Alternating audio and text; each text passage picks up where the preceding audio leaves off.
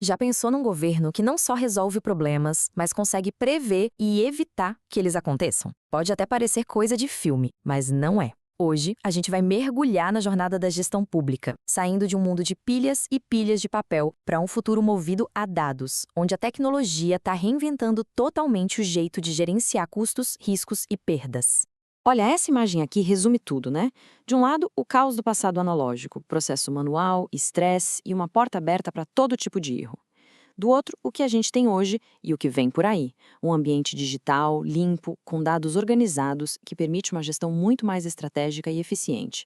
É um salto gigantesco, do dado físico para o dado em rede. Então, a grande pergunta é: como é que essa transição monumental está acontecendo de verdade? Quais são as ferramentas, as ideias que estão empurrando essa mudança para frente? Para responder isso, a gente precisa primeiro entender de onde foi que saímos. Para a gente entender o tamanho da revolução, primeiro a gente precisa olhar para o ponto de partida. A era analógica na administração pública era definida por um monte de desafios que, na prática, limitavam muito a eficiência e a transparência. E olha, os desafios eram gigantescos. Processos manuais não eram só lentos, eles abriam margem para erros e tornavam quase impossível rastrear os recursos. Fiscalizar era um pesadelo. As decisões eram baseadas em informação velha, o resultado era um sistema frágil e, no fim das contas, caríssimo para o cidadão. E aí veio a primeira grande virada de chave, a digitalização. O foco inicial foi transformar a gestão das finanças públicas e o impacto, olha, foi imediato e transformador. O que a gente vê aqui é a evolução do chamado Gerenciamento de Finanças Públicas, ou PFM em inglês. A ideia era simples: sair dos processos em papel para sistemas integrados que permitem acompanhar receitas e despesas em tempo real. Foi o primeiro passo e o mais fundamental para colocar ordem na casa. E os resultados foram impressionantes. Os governos que adotaram essas tecnologias viram um aumento de 55% na transparência.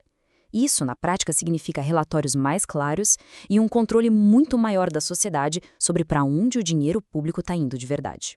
E o impacto não foi só na transparência, não. A automação levou a uma queda de 30% nos custos de gerenciamento.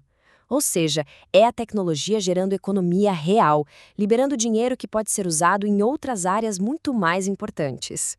Mas, e esse é um mais bem grande, a tecnologia sozinha não faz milagre. Muitas vezes, a maior barreira não é técnica, é cultural. A resistência à mudança, a burocracia de sempre, tudo isso pode frear o progresso. Mudar a mentalidade e treinar as pessoas é tão importante quanto instalar um software novo. Ok, superamos a primeira fase da digitalização. Agora, a gente entra na próxima fronteira: o uso da inteligência artificial. O objetivo aqui não é mais só organizar dados, mas usar esses dados para prever e identificar irregularidades de forma inteligente. Esse aqui é o ecossistema de controle governamental do futuro.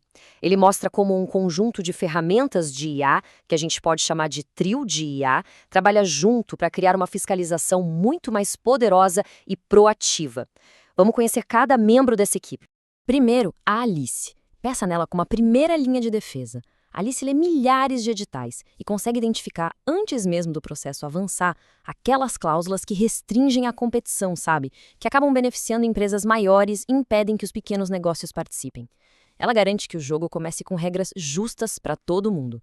Logo depois, entra a Sofia. Ela não está aqui para substituir o auditor humano, muito pelo contrário. Ela atua como uma assistente super poderosa. Numa fiscalização de obra pública, por exemplo, a Sofia analisa montanhas de dados e aponta para os auditores quais notas fiscais são suspeitas, quais padrões de gastos são estranhos. Ela aumenta, e muito, a precisão do trabalho humano.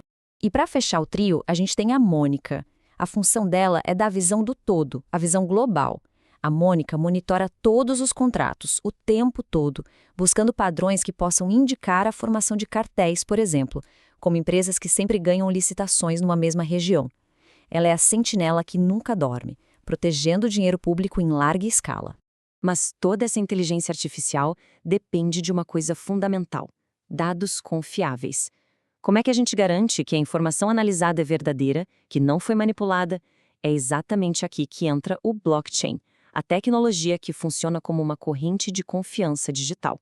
De um jeito bem simples, o blockchain é como um livro de registros digital que não tem um dono só. Ele é compartilhado e validado por uma rede de computadores. E o mais importante, uma vez que uma informação entra ali, ela não pode ser alterada ou apagada sem que todo mundo na rede perceba. Isso cria um nível de segurança e confiança que a gente nunca teve antes. E isso leva a gente para os smart contracts, ou contratos inteligentes. Pensa neles como contratos que se executam sozinhos. Numa licitação, por exemplo, o pagamento para o fornecedor poderia ser liberado automaticamente assim que o sistema confirma, via blockchain, que a entrega foi feita certinha como combinado. Tudo transparente, automatizado e imutável. Na prática, o processo é super simples e, ao mesmo tempo, muito robusto. Uma ação é proposta, a rede inteira verifica e valida aquilo. Uma vez validada, ela vira um bloco que é adicionado a essa corrente de registros. A partir daí, já era. Fica lá para sempre, de forma segura e transparente para todo mundo ver.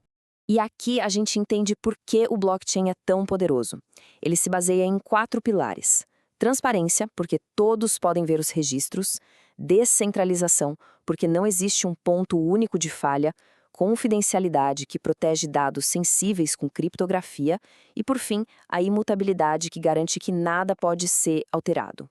E quando a gente combina tudo isso, o poder de análise da inteligência artificial, com a base de confiança e segurança do blockchain, aí sim a gente chega ao nosso destino. Uma nova forma de governar, a governança preditiva. Então, o pulo do gato é este. A maior disrupção aqui não é só fazer as coisas de um jeito mais rápido. A mudança fundamental é de lógica. É sair de uma gestão reativa, que vive apagando incêndio, para um modelo proativo, preditivo, que impede que o fogo sequer comece. É usar dados para antecipar riscos, otimizar recursos e, principalmente, prevenir perdas.